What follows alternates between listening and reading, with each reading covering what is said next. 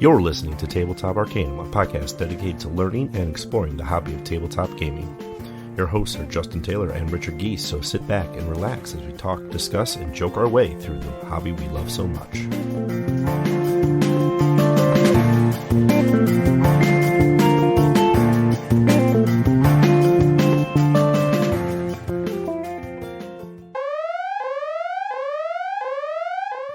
The Tari need your help in the fight against the Goa'uld. Stationed in an undisclosed location under the control of Stargate Command, you will start your training as a new recruit into the Stargate program.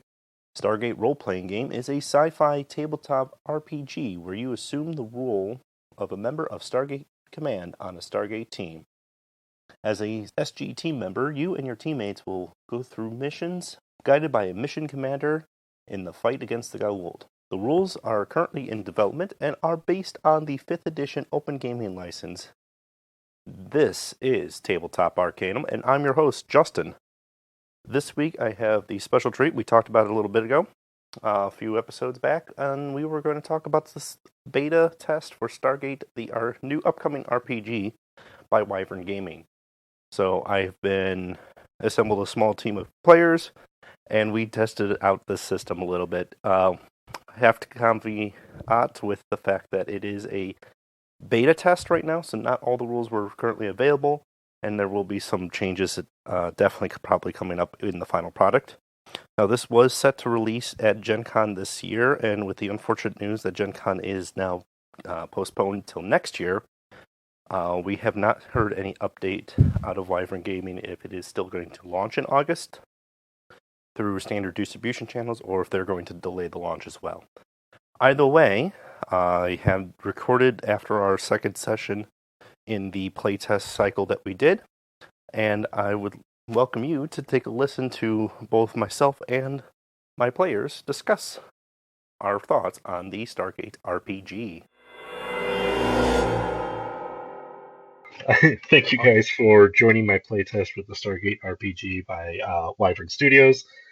You were my player base to kind of test it, and let's talk about a little bit first who you are and more of our thoughts on this. So we will start with who played our Jaffa. That would be Ken. Hello, everyone.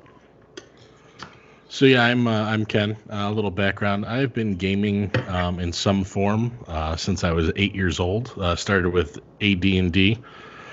I've been game mastering various systems since I was 15, so going on 25 years of game mastering. And I've been playing at the table with Justin for the better part of 15 years. So a little background on me. My preferred system of choice, 100% hands down every time, is the West End Games Star Wars system. One of the easiest things to run, play, and just the simplicity of it is amazing. But right now we've been playing a lot of the Dungeons & Dragons 5th edition and various 5th ed variants. So I was happy to be involved in this playtest. Excellent. Thank you, Ken. We'll pass it over to Alec, who will lead our medic from Abydos. Yep, I played Niram, a medic, Abydonian medic. As far as gaming, my experience pretty much goes back to when I was like 5 years old. My dad introduced me to D&D, so I grew up with it. And actually playing tabletop games, it's mostly been D&D since I was about 15, GMing most of the games. Me being brought into this group, actually, I think sometime last year, it was about a year ago now, was one of the first times that I was actually able to play 5th edition, period. In my however long it's been out, years of DMing it. Awesome. And then last but not least, Wyatt, who played our engineer, who may or may not have snuck into the Stargate program. Yes, it was the one human in the party, or like one normal Earth human in the party. Right. I'm Wyatt.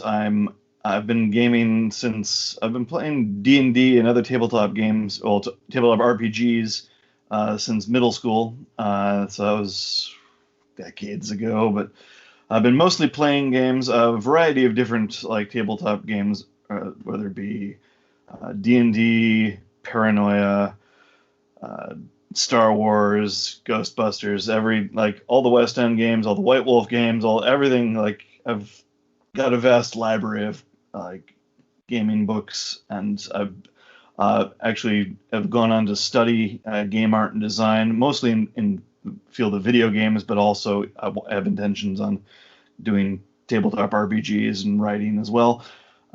So yeah, it's been a fun experience. I've been gaming with you guys for several years now, like almost it's got to be like over 10 years I've been gaming. Yeah, it's definitely been a long time. So yeah. Since before I moved down to Florida, so that was 7 years ago. So it's been long before that. That's true. All right. And now, well, we'll dive a little bit into the review with our first impressions first. We'll start with Ken, and then we'll kind of keep going in that round robin sort of way. And I'll interject after Wyatt, personally. So. All right. So first impressions of the Stargate playtest. So it does have the base shell of 5th edition OGL, which I really like. I mean, the system in itself is very simplistic to learn, but the depth is always there. And depending on your gaming group, your character development and how deep you want to get into the actual character background and stuff, it's all there on the table like every other 5th ed game. Specifically in Stargate with character creation, I really like the various options of not only just race, but race and origins and environment that you grew up in, because it does really reflect more on, hey, I'm not just a human from Earth. It's like, where did you grow up on Earth? What societal factors? What physical environments did you grow up in? You know, kind of stuff. So I really enjoyed that. The class system seemed a little strange. Not simply because it was you only play a class until a certain level, and then it becomes more of a open advancement system. But specifically the classes that were available, there weren't any alien-specific classes. It seemed like they were trying to force everything into the we are human, going to teach you these skills. But again, it's not a bad system. It's not a bad way of handling it, especially with the source material where it's just so open with the Stargate universe and Stargate series in general that they have to find a definitive point to say, hey, we're focusing this way. And they did. And the class options are pretty solid. I specifically enjoyed playing the Scout. Very similar to a Rogue in a standard 5th ed game, but it did have enough of the Stargate flavor to make it seem more than just a reskin of a Rogue. The gameplay itself, it's just standard roll a d20, add your bonuses, add your everything else, see what's going on. Combat handles like a standard 5th ed combat system. Again, it's as streamlined as you want to make it. You can either do fast-paced rolling, or you can do the take your time, roll at leisure, based on your gaming group. And I think the overall impression I have of the Stargate system is that it really does allow you to customize your gameplay and the mechanics of the system to your specific play group.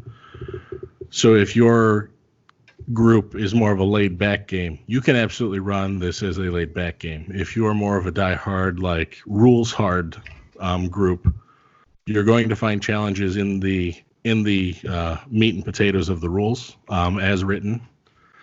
And if you're the combination of not necessarily playing to the letter of the rule, but more the spirit of the rule, you're going to have a lot of enjoyment coming into the system from that, just based on how the rules are designed and how they meld, how they take standard 5th ed rules and what they add to it for their specific system. Awesome. Good first impressions out of Ken. Alec, what do you think? What was the first thoughts that came to you as we started diving into this? So Ken went over a lot of what I was seeing as we played through it. Being a 5th edition, the shell of a 5th edition, it makes it familiar. It makes it easy to work with, like you said. I even though I was playing, like I was still trying to look at it from the GM perspective as usual, because that's what I'm used to. There's a lot of interesting tools that this particular book gives you, especially what I really liked seeing was the campaign versus season and session versus episode dynamic that they had going on, where it's very structured in that sense. That's something that like a lot of different gaming groups I know from experience have trouble pacing with. This gives you like a nice way to pace it, makes it feel like Stargate, because Stargate's a TV show. So that felt very valuable. And we can get into that more later, probably, I think, when we talk about it more in depth. Yeah, I think so. But other than that, the actual book itself had some very cool things. The art, the art that was made specifically for this, I think, was very, very thematic. It worked well for the most part. I thought a couple of the art pieces were a little odd. No specific ones, but it does the theming very well, and I think that's its strongest aspect. All right, and then Wyatt, what were your first impressions of the Stargate RPG? Well, I don't want to mimic everyone else, but there's a lot of it that was very interesting and kind of familiar with the system.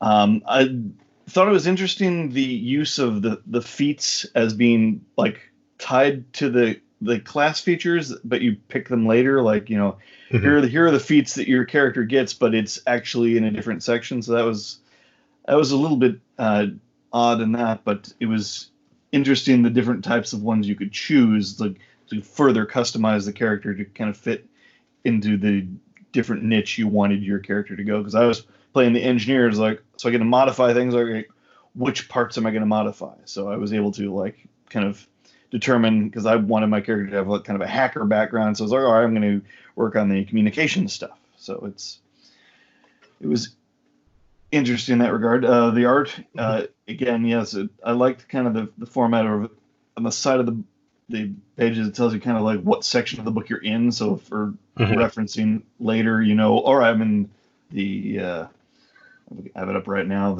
I'm in the class section, or I'm in the equipment section, and the different types of equipment being either like race specific or the facilities. So that there's more things that we can utilize from the show and get like different things that we wouldn't normally get in a standard like D&D game, because we don't have like, all right, we've been working out in the the gym, or testing things out in the gun range. We don't have that. It's like, oh, we can add to our skills, but we don't have like specific bonuses to it, a mission. So right. I thought that was an interesting addition to the way the system works. Okay. One thing I would say is, personally, my first impressions were definitely along the lines with you guys. It led theme, like from page 1 to page X, whatever it ends up being. The entire book felt like I was reading a Stargate book. Between the art, the layouts, and all that, it definitely held that theme throughout. One of the other good things is, because it is built on the 5e system, it wasn't that we had to really relearn a rule set for it. We just had to figure out what was modified or different on this one. So we could jump in very quickly and very easily because we all had that 5e background.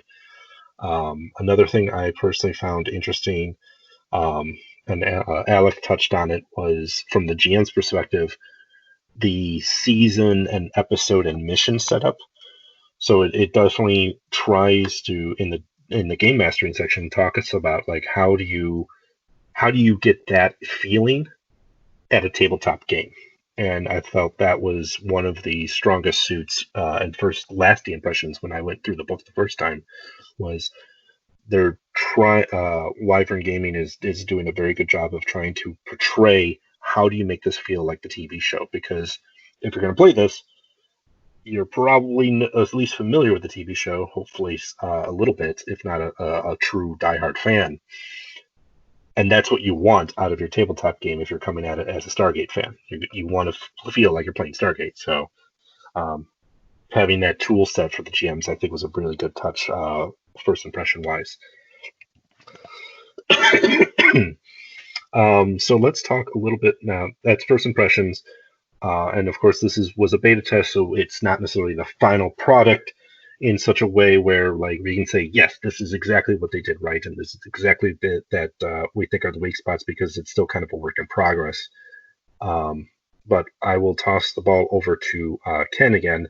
What were the things that the Wyvern Gaming did well in this book and this edition of Stargate? I think that the overall feel of the game is presented in a way that if you are in fact a Stargate fan, or at least familiar with the general tropes of sci-fi, this game really hits home, and it really does feel episodic, as if you are playing through a homebrew season of a Stargate show. It gives a lot of information for the game masters to set up, not just a 13 or so episodic season to play through, but it gives enough background of the Stargate universe to really be able to create and design your own destinations through gate travel, and set it up the way your Stargate away team would be playing through their own flavor, in addition to just story. Like SG-1, Atlantis have a completely different feel from each other, as well as having a totally different feel from Stargate Universe. Mm-hmm. We're not even going to get into Infinity. But the book really does hammer home that Stargate feeling, which a lot of products geared towards television shows or movie supplements don't necessarily are able to capture. Mm-hmm. I think that one of the concerns I had coming in was that, okay, we've got the wide array of weapons that we've seen used throughout Stargate, from the movie to the TV series and everything. So, okay, they're basically just going to say, this is a pistol, it does D6 damage, and it has this range.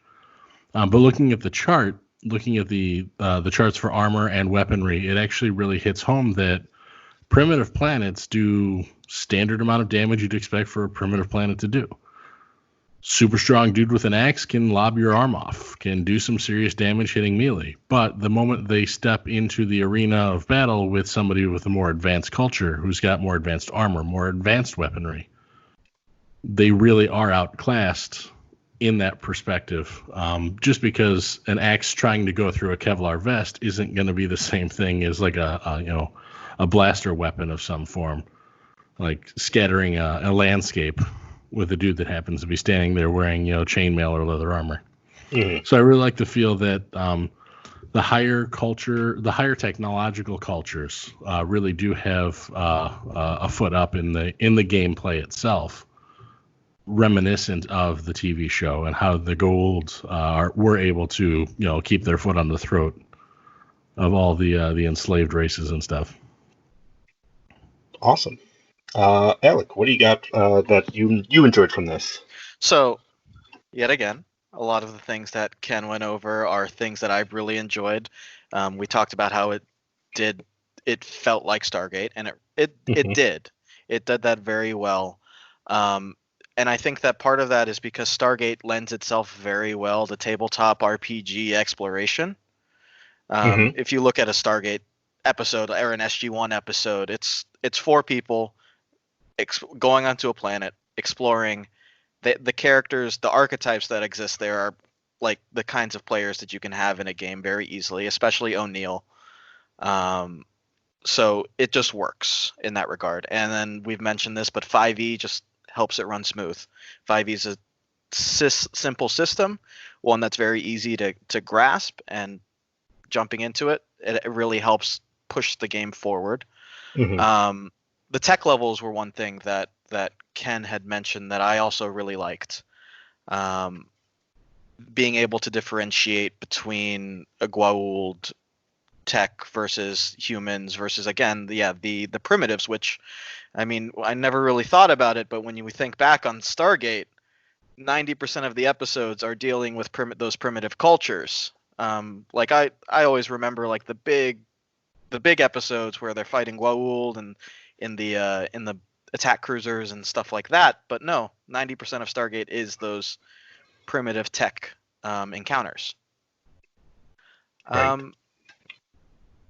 I do wish, I might be going off on a tangent here. We didn't get a chance to explore that tech difference as much as I would have liked in the playtest that we went through, but that's one of the more hopeful things, because I really want to see how that interacts once you get to dealing with a Goa'uld enemy or a Jaffa battalion, that kind of thing. Mm-hmm. And then, as well as that, you had mentioned at the end of your first impressions, I absolutely love the way that they gave the GMs the tools to define an episode with not only is it just, okay, a season has 13 episodes, but it gives you a basic rundown of what each episode is going to be. Like episode 1 is the introduction to the whole arc of the season. Episode 2 is a quick diversion. Episode 3, et cetera, et cetera. All these different easy to plan situations to send your players on for a single gate mission. Right. All right. And Wyatt, what did this do well for you? Well, again, continuing on the whole like tech level thing, I really actually enjoyed the way that the weapons were designed for explaining how certain like specific Stargate tech worked, and specifically the Zat and that condition tracker. So separate from HP, they had the the condition tracker to see if you were like rendered unconscious or or dead from having 2 hits from a Zat. So right. I thought that was a creative way of having that technology work in the system. As I know we talked about it previously, so I'm just going to take up that whole thing, like mention it here, right? Because that was a unique way of like dealing with. All right, how do we deal with this weapon that can instantly like knock somebody out or kill them without having it, deal with the HP issues? So we have that condition bar that just worked perfectly for explaining how that would work. We didn't get to use that, but just the idea that it works, is brilliant. As far as the other gameplay things, I think being able to work together as a team, like I, as an engineer, was able to modify the staff weapon so somebody else could make it work better, and the other interactions we had with our skills to have that kind of team dynamic, which you would have in the Stargate world. They have this, like Daniel Jackson is specialized in the culture stuff, so he can translate things for Jack. It all works out. So, nice. Yeah. No. Yeah. It's funny because like all of you guys have pretty much said a lot of things I enjoyed about it too. Continuing once again on the tech equipment level, I thought it was a brilliant way of using the core 5e rules and saying, okay, your weapon that you're attacking me with is a lower tech level than my armor, so it's going to do innately less damage. So they gave, like, I get free resistance against things that are more primitive than what I'm wearing. It was a clean way of using the 5e rules that already were established and already known about to reflect that thematically. Wyatt also pointed out the Zat Nicotel, or Zats, same idea. We have an exhaustion chart. Why don't we just leverage that as how Zats work? Because they stun you, which 3 levels exhaustion are pretty brutal in a 5e system. And then the second shot kills you, which is the next 3 levels of exhaustion. And then we ignore the fact that the third shot disintegrates the body. So I like the Stargate RPG for those aspects. Having played 2 other iterations of the Stargate RPGs, there was a D20 system back in like the 3.5 era which wasn't a bad system, but it felt like it was a reskinned D&D, where this, while it's using the same D&D 5e engine, and is still using a D20 engine, Wyvern hit it out of the park with the theme to make it not feel like D&D. I know I was using D&D rules, but I know I wasn't playing D&D anymore. And that's what I had an issue with other iterations of, hey, let's just use D20. Without hitting heavy on the theme and using the mechanics in a thematic way, it's like, okay, we're just playing D&D in space, or we're just playing D&D, in whatever setting, post-apocalyptic. So that's where I feel like this really wins, is in leveraging the theme and using the mechanics to enhance the theme, opposed to just say, hey, these are the mechanics, let's use them. My biggest concern walking into this personally was the class system, which was another issue I had with the other D20, where if you watch the show and you watch the characters, they grow and they advance and they change. Daniel Jackson is, yes, season 1, a nerdy scientist who doesn't know what the hell's going on in a combat situation 90% of the time. 2 or 3 seasons in, that's not true anymore. He can actually hold his own. While he's not necessarily a soldier like Teal'c, or a trained military veteran like O'Neill, he knows enough to be, to hold on his own.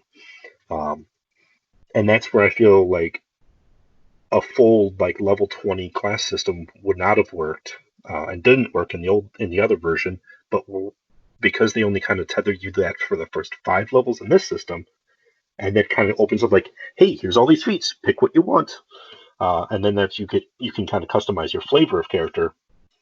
That is that. Here's your early stuff, and then the rest of your leveling is, here's a giant a la carte menu. Go for it. What do you want to make?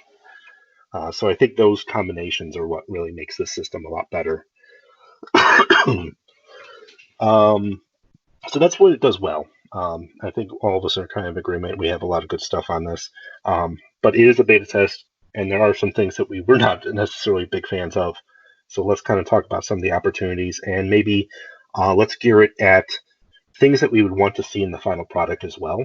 Like, hey, this is if they can get this fixed, man, this thing's going to be great. We'll start it off again with Ken.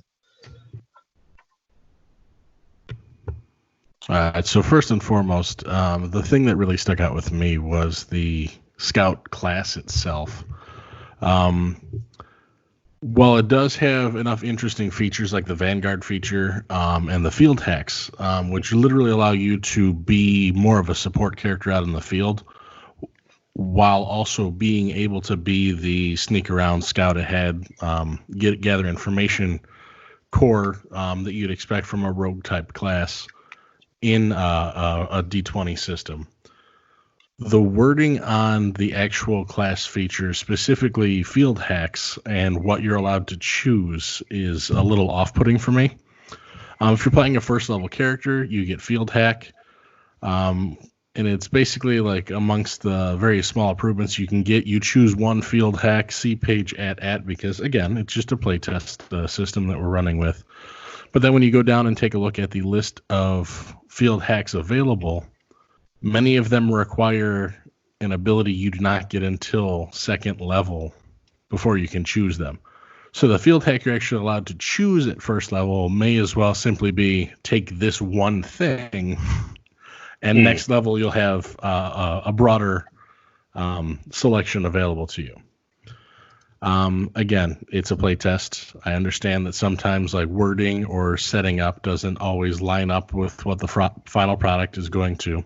But that was specifically when we were doing our character creation session, was the thing that was really difficult for me to get behind. Because I did have a concept for the character, and I had read the field hacks, and I really did like the options available to me, but none of those options were available to me at first level, contrary to what the actual creation setup indicates. The other thing that was a little confusing, that I think all of us found our groove with after the first playtest going into the second playtest, was using base for advantages and bonuses going into the missions. Mm-hmm. And I think Alec will touch on it later with playing a medic and not being able to actually use the medical bay in an effective way. But the way the base is set up in general, it was really unclear just in how it was worded. And again, we were playing a couple playtests, not actually sitting down to play a campaign, which I'm sure would change our perspectives on the rules as well in a different setting. But it really didn't explain how we were supposed to go about using the base to our advantage, other than simply saying, I guess I'm going to go ahead and use the mess hall. So I would have liked just a clarification on the rules on that, on how to actually use and utilize and advance the bases and everything, so we can grow and develop that. And again, we ran 2 playtest games. It would be way different if we were playtesting for an entire season, to where we could actually have that set up and established and all 3 of the players involved had a good idea of what we were looking at base-wise, other than here's a list of mechanics we can choose from. So like I said, I'm fully expecting that to be something that is cleared up, or at least the wording on it is cleaned up a little going into the final product. But other than that, I have a lot of very positive things to say about the system and what they are attempting to do, and what they have so far applied into a D20 system. Awesome. Thank you, Ken. Alec, where do you find the opportunities in this? So, as Ken mentioned, the medic class did feel a bit odd at times. Obviously a medic. It was supposed to be. It wasn't a cleric, and I'm always going to look through a lens of D&D here. It is It is a 5e system, and that's D&D is what I'm most familiar with. But the medic was the healer, not really a cleric at all, based off of what it does. But it didn't feel like a lot of its actions were very useful most of the time.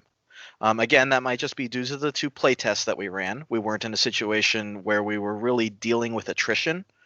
We had 2 encounters, 2 single-day encounters both times, which generally in D&D terms, like spellcasters will be better at that, and then a martial class will be worse. The medic feels more like a martial class in that regard. It's better attrition-wise. You'd mentioned the medical bay from the bases, and all of those different firing range, medical bay, mess hall kind of things giving bonuses. It did feel really odd that me as a medic wouldn't get a bonus from working in the mess or working in the medical bay. Again, that might just be an oversight, because it seemed like that only affected the scientist, I believe, which the ones with Eureka. Perhaps I haven't looked through all of the feats for scientist, but it may be that post level 5 I would be able to gain benefit from that. But it still seems odd limiting what should be the class's identity of healing and helping wounded people. It doesn't work with that medical bay. In addition to that, I thought that some of the races were just a little. They weren't fleshed out as well as I would have liked. And I noticed this like in character creation, because some of them, like the Tauri, had everything that you needed, but Stargate a lot of times suffers from the single biome planet syndrome, and me playing an Abadonian limited my features a lot. Looking through it, when you create a character and you pick your race, you get backgrounds, 2 backgrounds essentially, and it's between an origin, I don't remember what the second one is called, an origin, experience, and then a racial background. You can pick 2 out of those 3. Abadonians had very limited choices there, because there was none for the racial, because there was no Abadonian racial period, and then the only other origin that I could pick, the biome origin, was desert. Like, no choice there. Doesn't make sense otherwise. And I think that this is to be expected, because they still need to work on really fleshing out all of these different races and giving them more options. But this is a play test, so they focused on different things, it seems, and some of the races fell by the wayside. We didn't get a chance to see any of the crazy other races that existed in here, because we had a Jaffa and two humans essentially. We didn't get to see an Unas or an Aturan or even a Tolan, which is a human but not really. Right. So I think that given time and given more options, all those races will be better. But right now they're not in a state where it feels right picking some of them. And I'm speaking like I didn't necessarily like playing the Abadonian because of that, because I felt so limited on what I could customize background wise. Other than that, like just from a general design perspective, I felt like Dex was a little overvalued, and that's an issue with D&D as well, where Dex is the strongest stat other than Constitution. But in this game, it's exacerbated even more by everybody using ranged weapons. So, and everybody getting if you wear light armor, you're getting a bonus to your AC, and most of these classes wear light armor. I thought that was a bit of an issue, because like you always want to put points in Dex. Every class is going to put points in Dex. So it kind of limits the variety that can exist in a party in that respect, if you have players that really want to get the most out of their characters. But other than that, like I said, I did enjoy it, even though the medic had some weird things going on with it. I did enjoy playing it. And I did enjoy the role-playing side of the Abadonian more than the actual mechanical side. And those are things that can be fixed. Those are things that they can be expanded on. So awesome. So yeah. Awesome. And then Wyatt, where were the opportunities that you found? Well, as I was playing the mechanic in the group, there was I think this is possibly more of a story thing of having more things for a mechanic to do, because a lot of the skills and feats that the engineer has are more designed for tech campaigns. If you're in a lot of the Stargate stuff does hit into a more primitive angle. So it's like there's nothing to work on. So the skill whack it, where you just hit a machine to get it to work. And I should notice, but there is a spelling error in the charts. It doesn't have the C, but in the listing it does have the C for whack it skill. But so that's something that could fix. But more versatility early on, I think, for some of the characters as far as what they can use, so they're not pigeonholed into I'm the engineer, I only work on motors and things, and all right, there's no motors, I'll just stand over here, or just be the support guy with an extra gun on the field. But another thing I think is some of the organization of the book could probably be helped by having better reference to where you're going for things, because a lot of the things are all right, find this page that has the feats which it's referenced. So there's a lot of cross-referencing to different sections. If some of them were all right, these are just the engineer-specific things, and then later on there's additional stuff that could be added. That's one note. Again, that might be helped by actually having a physical copy of the book, because I like physical books, so it's easier to flip page and you can put notes and things. All right, go to this page. Right. I suppose there are ways to bookmark PDFs, but it's just trying to scroll through and find the page numbers, and especially with a lot of the page numbers are omitted because they haven't been completed yet. So it's all right, page XX. It's where's that? Right. But again, I did like a lot of the skills that exist for the the engineer class. If we'd gotten further along, we could be able to add more things, and I'm sure there'd be scenarios where each character has their opportunity to shine in their field. Mm-hmm. So I really want to try planned obsolescence, where you just rig something to just explode. Yeah, so that's actually all really, really good opportunities. A lot of things I was thinking of too as we were playing through it. Alec hit on the origins, which I love the fact that we got 2 origins out of the 3 lists, which is your biome list, your background list, and your racial list. But as Alec pointed out, because of the nature of the universe, Abadonians kind of get pigeonholed in a very bad way, and they're not the only race choice that gets stuck like that. Even the Unas, or while they may have had a racial option that the Abadonians didn't, they didn't really have really good biome options either. That would make a lot of sense for the Unas thematically. So if the backgrounds and the racials get expanded a little bit better, I think that would be a really good spot to do some effort on. Ken had pointed out the facilities, which I think is a fantastic add to the game and mechanical, but it needs refinement in the sense of some of these facilities don't work for all characters. It doesn't make sense for why the medic couldn't work in the med bay and get some sort of bonus.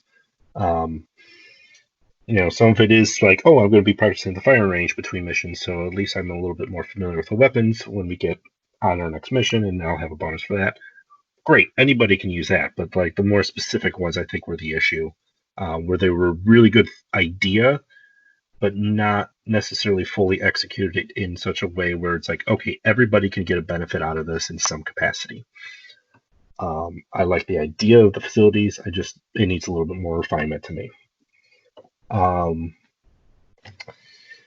I think, Wyatt, you pointed out the other thing that I was thinking of is I love and I put this on my things it does well.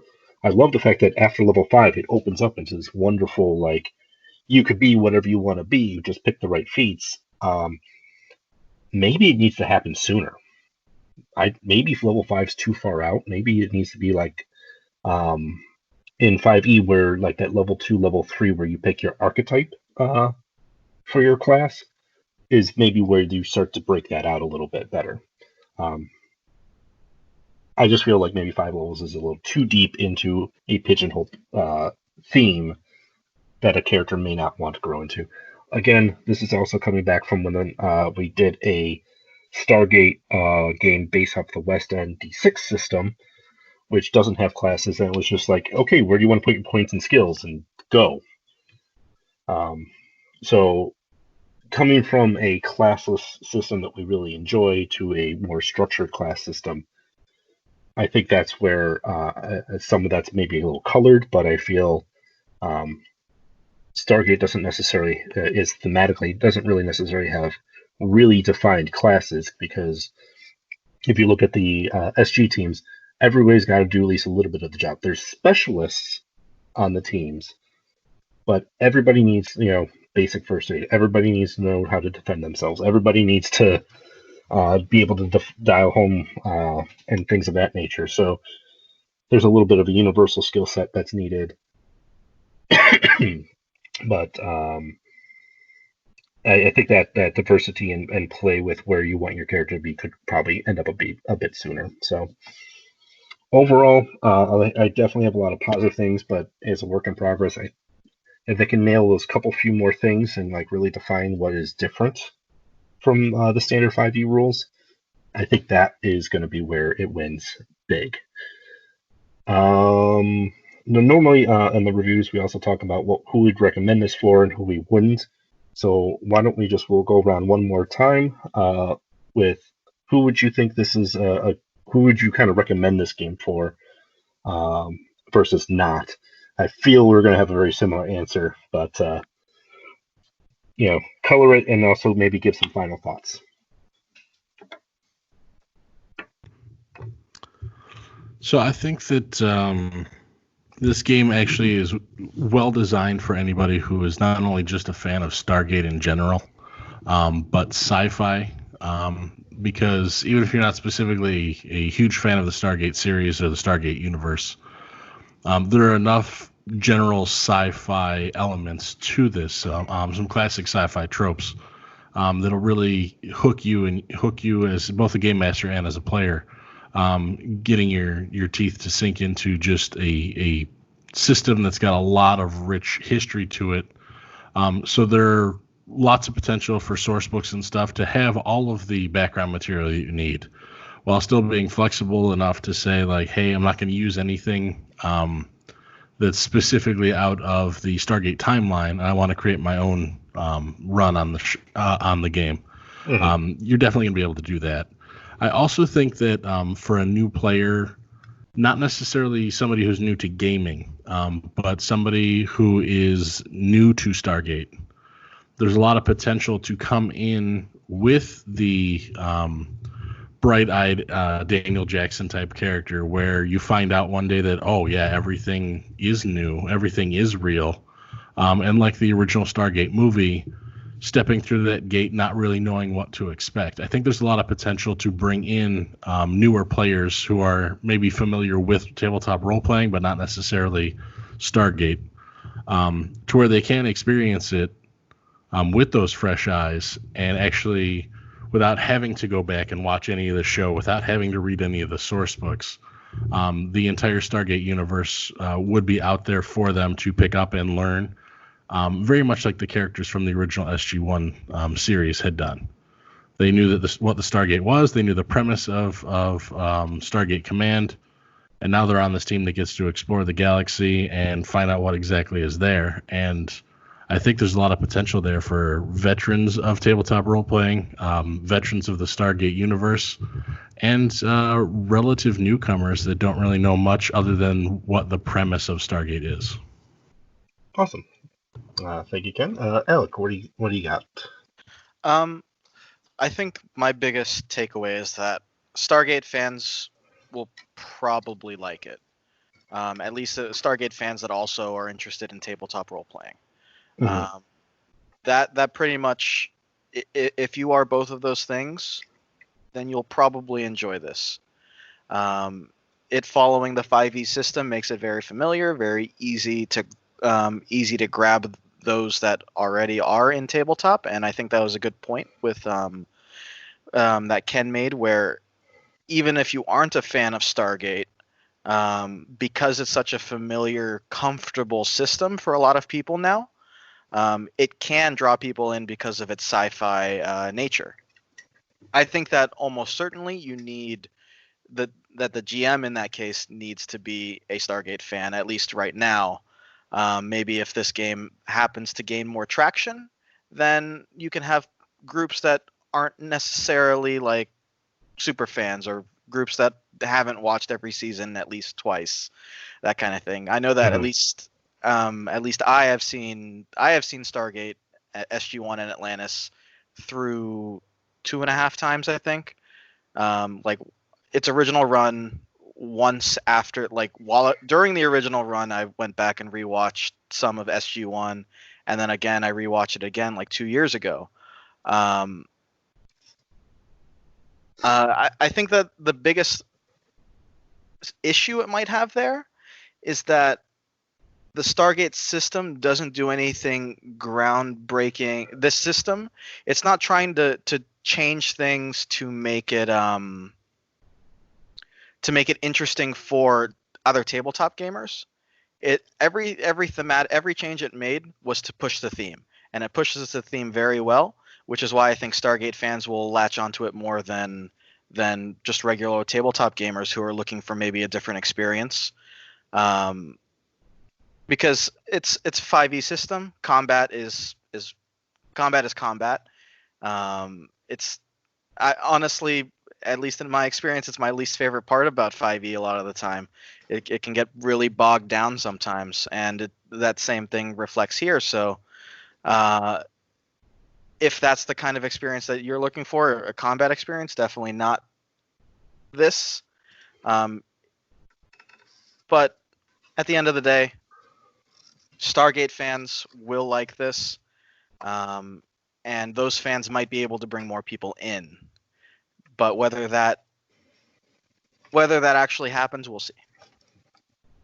All right. And then Wyatt, what are your final thoughts, and who would you actually see this going for? Well, as with any themed game to a specific franchise, I'd say that the Stargate fans are really going to be the ones that are going to gravitate to this immediately. And it's going to bring along with them some of the other tabletop gamers that are familiar with D&D, because it's the same system, so it's going to bring them in too, because it's got that accessibility. Mm-hmm. So if they see this as like, oh, it uses the same system, let me check this out. So if they've heard of Stargate or are interested in like a sci-fi angle to the D&D rule set, then I think this is going to be one of those things that could pull them into trying something different. And I think that what they've provided here really does supply a versatile difference in the gaming experience. So I think that the Stargate fans are going to find something that they like in it. The other tabletop gamers are going to find something that they like in it. I think it's got something for everybody that's going to keep it interesting. And if you have an excellent game master, which is, a lot of the times that's really what makes the game, in addition to a good group, you can come up with a huge variety of different types of campaigns and scenarios that this system can accommodate. So awesome. Yeah. And I kind of echo the same thing. In the sense of, because it runs off 5e and because it's Stargate, if you're a fan of either one of those things, it's going to be an easy leap in. Because 5e is very accessible as a gaming system, so if you have no tabletop experience and this is your first tabletop game, the rule set are easy enough for you to jump in and start learning. If you're interested in Stargate in that time, because the theme is going to be there and keep you interested as you learn the mechanics. Likewise, if you're an old 5e veteran, but you're not really big on sci-fi, you haven't really done that, and your local game master's like, hey, I want to run a Stargate game. It uses 5e, and oh, okay, I'm comfortable with 5e, and then you just have to learn the lore and experience the game world. Then it's going to be more of a, hey, I'm playing a D&D game that is sci-fi. With these slightly different rules and slightly different variations. And I think that group is going to gravitate over very nicely. Where I think they're going to potentially miss on this is getting new people into RPGs that have never RPG'd at all, who are interested in sci-fi but are at the weird age of they didn't watch Stargate, or they're not familiar with it, because unfortunately the one opportunity I think that's missing right now is the last Stargate show was Universe, and that was a short-lived series that is now... Oh, how many years ago was that since it's been Universe? It's definitely been, I think, Wyatt, I think you were still up by us, so it's at least 7 years, I think. So... The final episode for Universe was in May 9th, 2011. So it's almost, since we're in May of 2020, it's 9 years since Stargate was on TV. So I think that's going to be the biggest challenge for this game, is it's going to gravitate people who know it or people who are familiar with it, but I don't know if it's going to really capture anybody who knows nothing. But if that's not the target audience, that's not the target audience, and I understand how that marketing works. But using 5e, it's going to make it a lot easier and accessible for those who aren't in that world yet, but at least knew of Stargate. So I think that does a really good summary of what we've been talking about for this time. So once again, I want to thank each of you, both Ken, Alex, and Wyatt, for joining me on this playtest to figure out what this game's like, because it's really hard to do a review of an RPG system just reading a book, especially something in playtest mode where it's like, I got to see these mechanics in action, I got to kind of see what's going on before I can make some judgment calls on it. So thank you guys for joining me and talking about it tonight, and thank you for playing in the playtest sessions. And I think this is going to be something I know I'm going to personally pick up once it comes out, and we'll probably run some side games because I think we all had enough fun with it to do that with. So, any final thoughts? Anything you guys want to mention before we call it for the night? The only thing that I had a secondary thought about, hoping for a clarification on, is the actual advancement system for characters. I know when you do a play test, you can kind of like, okay, the first one will run at second character level, the next one will run at fourth character level. We chose second and third levels for the 2 play tests we ran. But the actual advancement system, I think that should be noted that it is different than a simple XP system, right? That a lot of the D&D or other D20 systems have. And I know it's also different than milestone advancement as well. Mm-hmm. But with the limited playtest we had, I think if we were to like sit down and do like, hey, we're going to run 5 games starting at level 3 and continuing on and using the advancement system, we would then have a better idea of how the system would actually break down per episode or per gaming session. And whether or not it is something that we as dungeon masters or game masters or players need to focus on, or whether it could go to just more of a milestone achievement type thing. Yeah, good thoughts. Alec, Wyatt, anything else? I think we pretty much covered everything. Beautiful. Again, I did really enjoy it, even though I know that I went on the longest, I think, about the things that I had problems with, but I don't want that to like spoil anyone's view of it. This was very fun. Stargate, I love Stargate, I love tabletop, and it was a very good meld of the two. Perfect. Awesome.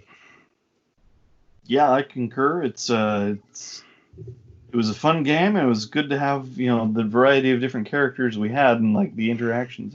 It's always fun to get together and try something new, and this was something that, like, despite having played the like previous Stargate games, this was its own thing, and it worked. Yeah, no, I definitely agree. So thank you guys for your time, and we will call it here for this interview, and we will be in touch for probably future sessions, of course. Welcome back, and thank you for listening to our little interview with my players from the Stargate beta test. As always, that is our opinion. The 4 of us were definitely Stargate fans, so we definitely had that colored in there for us. As you heard our discussion, if it wasn't necessarily for that fandom, we may or may not be as excited about it as we were. So that does it for about this episode. As always, if you have any questions, comments, concerns, you can reach us at Tabletop Arcanum on Twitter, Instagram, or Facebook. Also, tabletop.arcanum@gmail.com. And if you're looking to hunt a killer, you can use the promo code Arcanum at checkout for some dollars off. Next episode, we'll be talking a little bit about Sherlock Holmes, the Consulting Detective series. Until next time, happy gaming.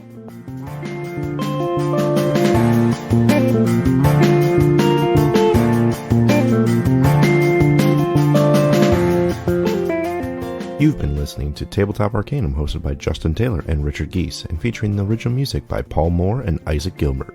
You can follow us on most social media platforms. Please don't forget to like, subscribe, and leave us a review on whatever platform you listen to podcasts. As always, thanks for listening.